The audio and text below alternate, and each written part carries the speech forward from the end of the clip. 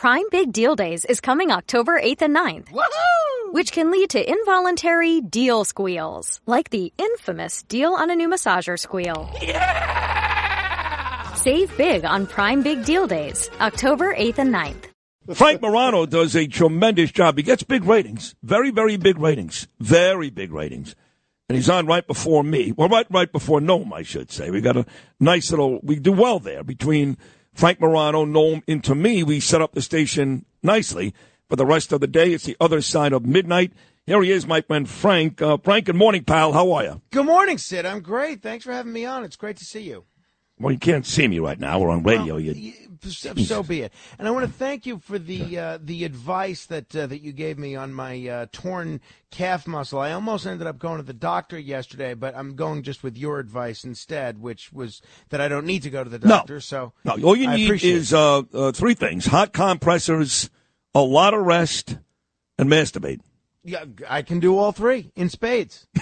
At the same time? Well, that is the challenge.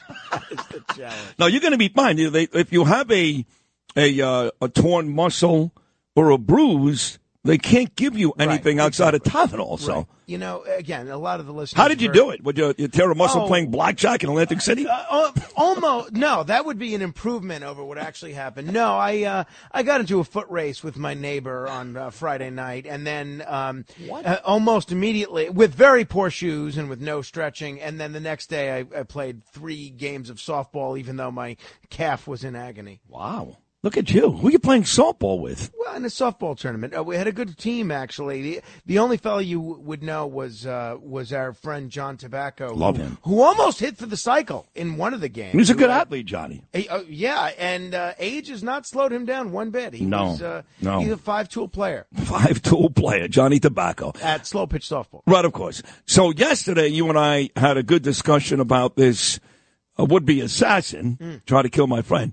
And it turns out that he was very pro-Ukraine. In fact, he did a Newsweek magazine interview. You have to explain to me how this loser, North Carolina guy living in Hawaii, ends up getting an interview at Newsweek, but he did. So first you'll explain how he did that. Then this passion he had for Ukraine and whether or not that ties into what he tried to accomplish on Sunday. Yeah, so it wasn't just Newsweek either. He did interviews just last year with the New York Times, with Semaphore. They identified him as one of the leading American recruiters of volunteers to go to Ukraine. So he went to Ukraine with the intention and posted publicly that he was ready to die for Ukraine. And if you does he have a relationship with Zelensky? No, nothing. No, he's just nothing. He's just some crackpot from America who feels bad for the Ukrainians. Exactly. But now I'm sure we don't have any interviews that Thomas Crooks did before his assassination attempt. But if you were to have seen an interview with Thomas Crooks that someone did, or some of these other people that carry out mass shootings or assassinations, I think in many cases they don't come across as coherent, rational folks. This fella's interview with Newsweek, if you watch the whole 10 minutes, he comes across like he could be an MSNBC pundit, right? It is totally rational. I disagree with every word that he says, but it's very coherent and very. In fact, I'll take it. You're right when you talk about a TV guy because it's coherent, it's well thought out. He actually spoke pretty well. I was surprised. It wasn't like a rambling nut job. So I am not of the opinion that we should be blaming protected political speech for violence. I always had a problem when they tried to blame Tucker Carlson for the Buffalo shooter. I didn't like that they tried to blame the Unabomber on Al Gore or Timothy McVeigh on Rush Limbaugh. I think the people or Martin Scorsese for John Hinckley, but since that's the narrative that we've now adopted in this country, the fact that people are saying that his politics are unclear over the last day and a half is the biggest bit of nonsense that I've ever seen. The guy was a total neocon. He's basically tweeting and saying in this interview and the very same things that you hear on MSNBC and CNN to a lesser extent all day long, saying Trump's a threat to democracy. He basically says for 10 minutes in this Newsweek interview that the Ukraine war is a battle between good and evil. That's exactly what we've heard from Joe Biden and Mitch McConnell and Lindsey Graham and Kevin McCarthy and all the punditocracy and on Harris. MSNBC. And Harris. Yeah. I mean, you get the sense that she doesn't really care that much. But, she did pay lip service during the debate and saying that she would do the same thing on Ukraine. So my view is, the war in Ukraine is not as black and white an issue as a good versus evil issue as the mainstream media, including on Fox, since they don't have Tucker anymore. It's not as black and white of an issue as the media makes it out to be. And when you keep drumming into people's heads, good versus evil, and a guy thinks he can stand up to evil, of course, there's going to be people that want to do something crazy. So I really think the media needs to be much more measured in how they talk about this stuff. Trump even put out these comments of 50 Democratic quotes, and maybe a couple of Republicans as well, of people using this over-the-top rhetoric, calling him a threat to democracy, saying the Republic wouldn't survive another Trump administration. You can't be talking about these things in absolute terms and expect it's not going to have any effect. So this guy, I mean, he's got a long criminal history and a history of carrying weapons. So, I mean, there's a good chance he might have been tried to be violent no matter what. But the fact that he was all about being a warrior for Ukraine against Russia, I think cable news needs to own this a little bit. They won't. It's silly to even consider that as a possibility. They won't. MSNBC gets worse. At least they should stop saying his politics are unclear. Well, not unclear. Yes. Even last night, mind you, just 2 days after a second assassination attempt, this witch, Hillary Clinton, she's a witch, and she's still angry and butthurt that Trump beat her. She's on the aforementioned network, MSNBC, with Rachel Maddow, and she's still talking about how dangerous Trump is. Trump. Play this. This is cut number 8. I don't understand why it's so difficult for the press to have a consistent narrative about how dangerous Trump is. The late, great journalist Harry Evans, one time said that, journalists should, really try to achieve objectivity. And by that, he said, I mean, they should cover the object. Well, the object in this case is Donald Trump. His demagoguery, his danger to our country and the world, and stick with it. There's your amped down MSNBC last night, Clinton and Maddow. And in that same interview, she actually said maybe we should make the spreading of propaganda a criminal offense. Now, think about that. I mean, just throw the First Amendment right into the wood chipper once that occurs. But the Trump shooter or would-be shooter, thank goodness, it spoke to the New York Times last year, and he claimed he was in D.C. to meet with the pro-Ukraine Helsinki Commission, which was staffed by bipartisan pro-Ukraine members of Congress. And there's a lot of people in Congress that are on that. Folks like, Democrats like Ruben Gallego, who's running in Arizona, Republicans like running Mike against Lawler. My dear friend Carrie Lake, thank you. Republicans like Mike Lawler here in New York. I think we need to know which members of Congress that he met with, at the very least. And yet we've heard no answers on that front at all. The whole thing's very disconcerting, but especially from a media point of view.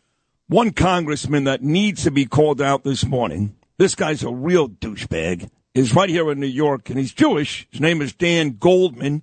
And Rich Montabella, you put Goldman in the open back at 6 a.m. this morning when he said the exact verbiage talking about President Trump is he needs to be, quote, eliminated. Now, what kind of word is that, eliminated?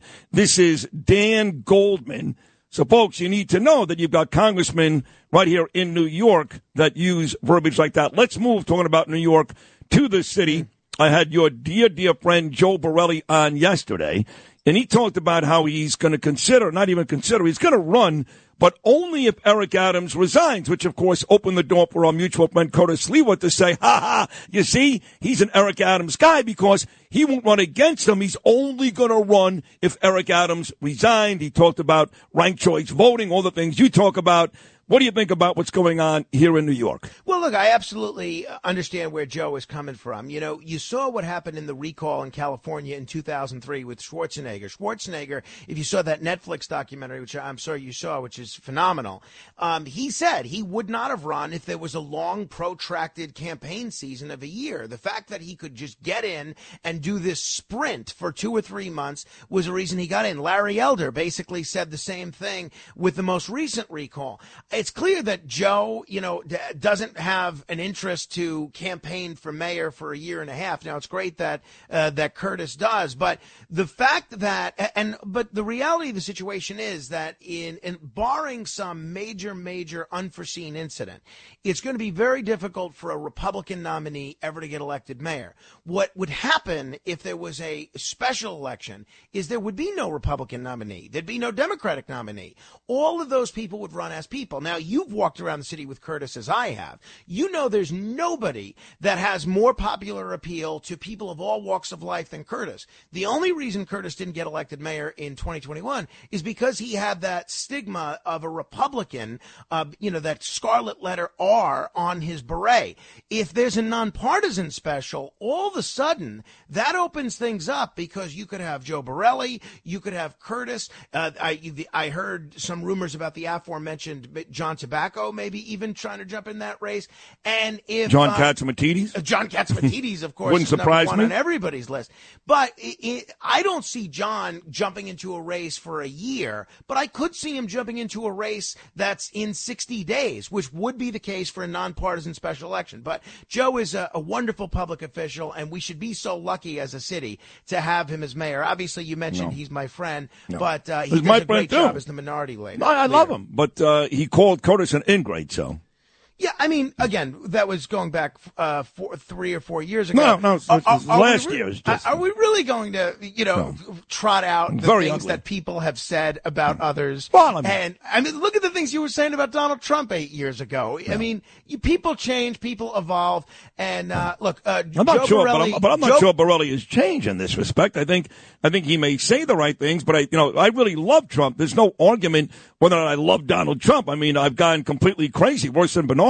I don't think Joe Borelli loves Curtis. I think he says the right things. If you look at Joe's record, he was the first elected official on Staten Island to endorse Curtis. He could have stopped the Staten Island Republican Party from endorsing Curtis. That's true. He didn't. Yeah, and true. Where it counts on the migrant issue, they're on exactly the same page. So, do they both say things that are a little hyperbolic at times? Absolutely. That's what makes them so entertaining, and which would help both of them in a nonpartisan special election. But what Joe mentioned to you yesterday is that with ranked choice voting, there's no danger of Joe siphoning off votes from Curtis or John Tobacco or John Catsimatidis, because you could rank John Catsimatidis first, Curtis second, John Tobacco third, Joe Borelli fourth, and those votes could go to whomever had the best chance of winning. We've never had this in the city of New York, so obviously I don't want the mayor to resign. I think it would be a disaster to have Jumaane Williams as mayor even for 60 days. Oh, true. But it really does present New York with an incredible opportunity. Here is a text from John Tobacco. You do realize, Frank, I think you do at least, that everybody in New York listens to this show. Everybody, whether it's Nassau County or Monticello or Staten Island, everybody, is what John says. He says Borelli is so hooked to the Dems. When he ran for public advocate against Jumanji, of course, Jumaane Williams, he had Jumaane over his house for cigars.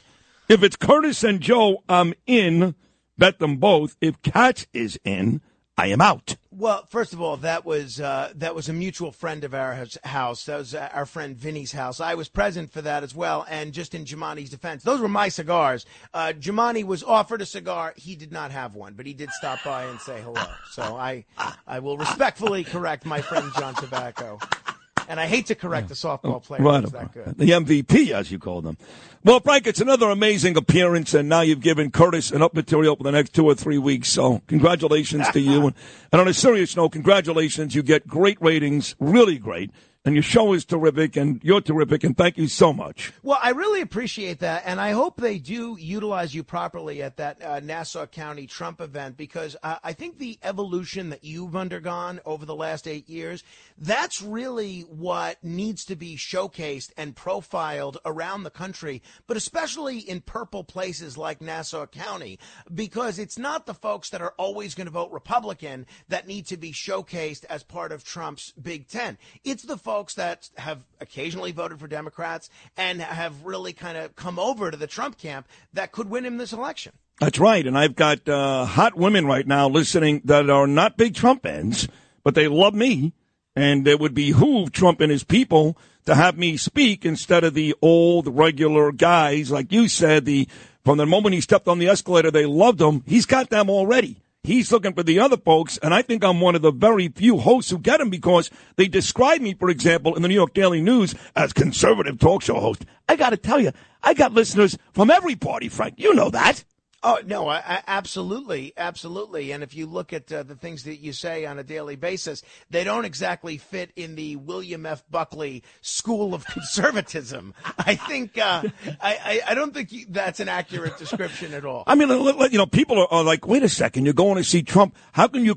Trump is your friend. You were critical from the debate. I go, are you nuts? But that means you can't be really, really close friends with somebody because you're critical? Yes, I was. I thought even though it was 3 against 1 and ABC screwed him, they screwed him, and the topics they brought up were against Trump, he still had opportunities that he missed. Doesn't mean I don't love him. Doesn't mean I don't think he's a superior candidate. But you got morons out there that go, oh, yeah, you're friends with Trump. You were critical after the debate. Being a supporter, and people say the same thing about me with a variety of people, but being a supporter of a politician doesn't mean you've joined this Jim Jones-style cult to never question what they say under any circumstance. You should always be critical of everybody, and then when they do something good, you praise them to the high heavens. That's when they right. do something wrong, you call them out and explain why. All right. You're the best. I love you. Thank you, buddy. Thank you, Sid. Thanks for the opportunity. Love you. Love you, too.